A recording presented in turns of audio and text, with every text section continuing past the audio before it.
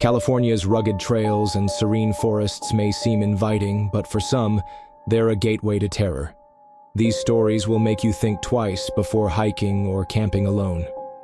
So, grab a blanket, turn off the lights, but before you drift off, consider liking this video and commenting where you're watching from, because these tales will haunt you.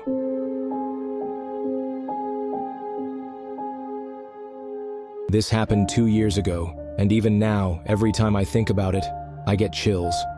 I was going through a tough breakup at the time. Everything felt heavy. My apartment, my job, even just existing in the city. I needed to get away, to clear my head, so I decided to hike solo in Yosemite National Park. I'd heard about the serenity of the trails, the towering sequoias, and the peaceful waterfalls. It sounded perfect. The day started like any other. The air was crisp, the trail quiet except for the occasional bird call. I parked my car at the trailhead for a less traveled route, one that led to a small, hidden waterfall. It wasn't a touristy spot, which is exactly what I wanted. As I set off, I noticed a man sitting on a fallen log near the start of the trail. He wore a ragged jacket, his head slightly bowed, and he stared into the woods like he was looking for something, or waiting for someone. I nodded at him, but he didn't respond. His eyes didn't even flicker in my direction. Just blank. I shrugged it off. People are weird sometimes, especially in places like this where they're trying to escape something, just like I was.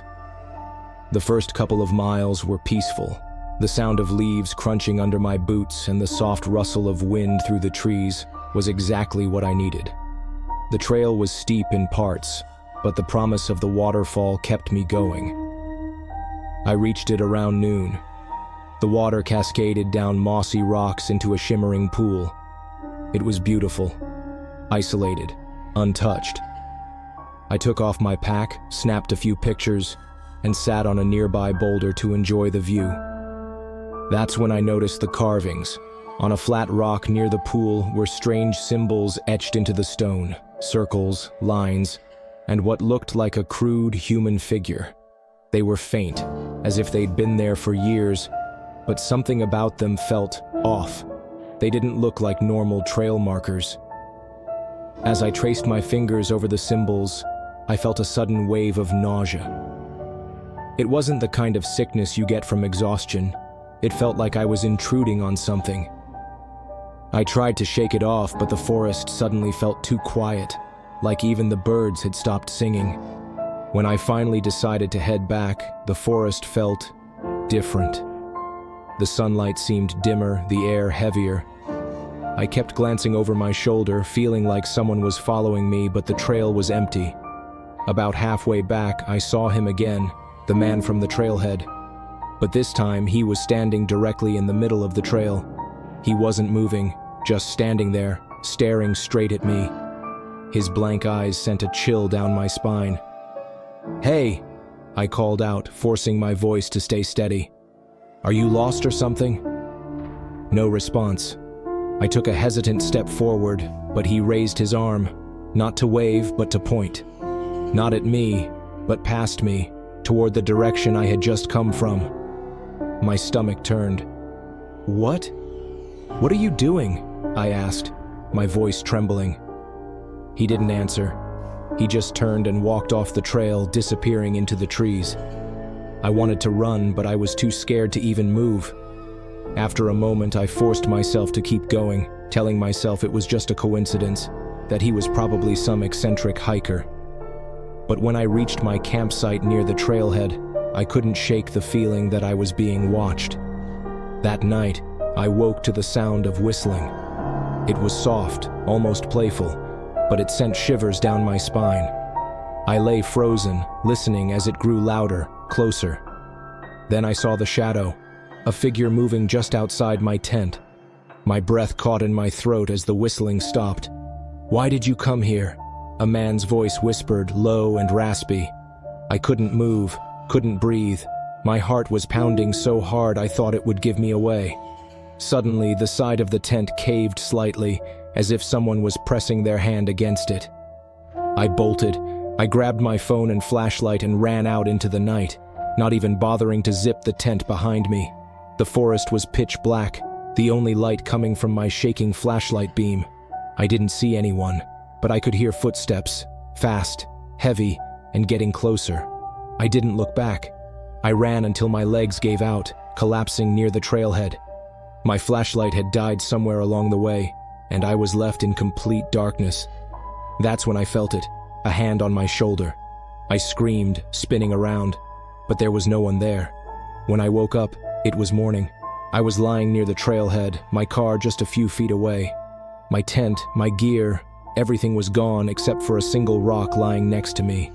On it were the same symbols I'd seen at the waterfall. I drove straight home, not stopping until I was miles away from the park. Later, I tried researching the symbols, thinking maybe they were just some kind of ancient trail markers. What I found still haunts me. They were tied to stories of disappearances in Yosemite, dating back decades. People who had gone hiking or camping alone, only to vanish without a trace. The man's face, his blank stare, still lingers in my mind. I haven't been back to Yosemite since, and I never plan to hike alone again.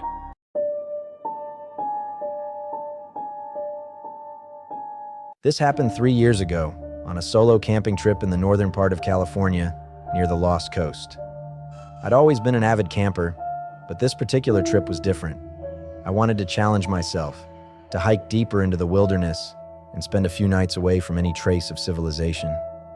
I didn't know then that I'd never camp alone again after this. The trail was rugged, climbing steep ridges and winding through dense forests. The Lost Coast was as breathtaking as it was isolating. Towering redwoods, cliffs that dropped straight into the ocean, and an eerie kind of quiet that was both peaceful and unsettling. I'd mapped out a spot to camp, a small clearing on a ridge overlooking the ocean. It was perfect. As I set up my tent, I noticed something odd, an old dilapidated cabin just a few hundred feet away. It wasn't on any of the maps I'd studied, and I hadn't read anything about a structure in this area. The cabin was small, its wooden frame warped and weathered.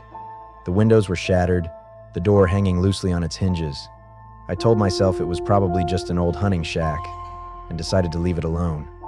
That night, as I lay in my tent, the forest came alive with sound. Crickets chirping, leaves rustling in the wind, the occasional hoot of an owl. But around midnight, the sounds stopped, as if the forest had suddenly gone to sleep. I woke to the sound of footsteps, slow, deliberate, circling my tent. My heart raced as I reached for my flashlight. "Hello?" I called out, my voice trembling. "Is someone out there?" The footsteps stopped. I unzipped the tent just enough to peek out, my flashlight cutting through the darkness.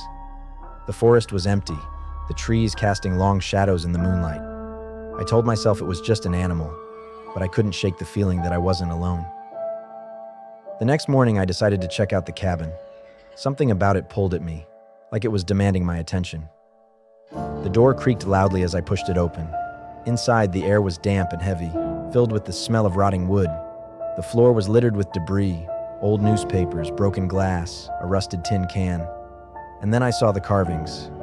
On the walls, etched deep into the wood, were strange symbols, similar to the ones I'd seen in pictures of Native American petroglyphs, but distorted, wrong somehow.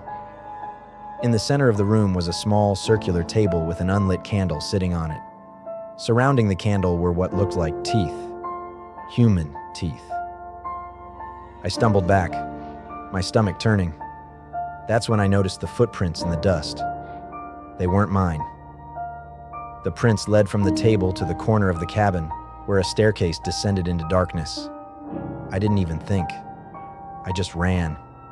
I spent the rest of the day hiking, putting as much distance between myself and that cabin as possible. By nightfall, I'd reached a new spot to set up camp, far away from the ridge. I felt safer, but not safe enough. That night, the footsteps returned. This time, they weren't outside my tent. They were inside. I froze, my eyes wide in the darkness as I heard the soft creak of weight pressing against the floor of my tent. Then came the whisper, "You shouldn't have gone inside." I bolted, tearing through the tent and into the night. My flashlight flickered as I ran, the beam cutting through the trees. I didn't stop until I reached the parking lot where I'd left my car. When I got home, I couldn't shake the feeling of being watched. Days later, I found a small, circular candle sitting on my kitchen table. I hadn't put it there.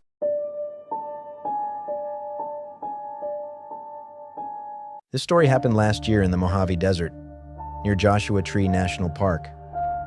I'd always been drawn to the desert, the open skies, the stark beauty of the landscape. It felt like a place where you could be alone with your thoughts. I planned to hike to a remote canyon known for its unique rock formations and camp there overnight. The first day was uneventful. The sun was hot, the trail dusty, but the beauty of the desert made it worth it. I reached the canyon by late afternoon. The rocks were massive, towering over me like ancient sentinels. Their smooth, wave-like patterns seemed almost unnatural, as if they'd been shaped by something other than wind and water. As the sun dipped below the horizon, the temperature plummeted. I set up camp near a large boulder and built a small fire to keep warm. That's when I heard the first whisper. It was faint, almost indistinguishable from the wind, but it was there. A soft voice, speaking words I couldn't understand. I told myself it was just my imagination, but the whispers grew louder as the night went on. They seemed to echo off the canyon walls, surrounding me. Around midnight, I heard footsteps crunching in the sand. I grabbed my flashlight and shone it into the darkness, but the beam revealed nothing.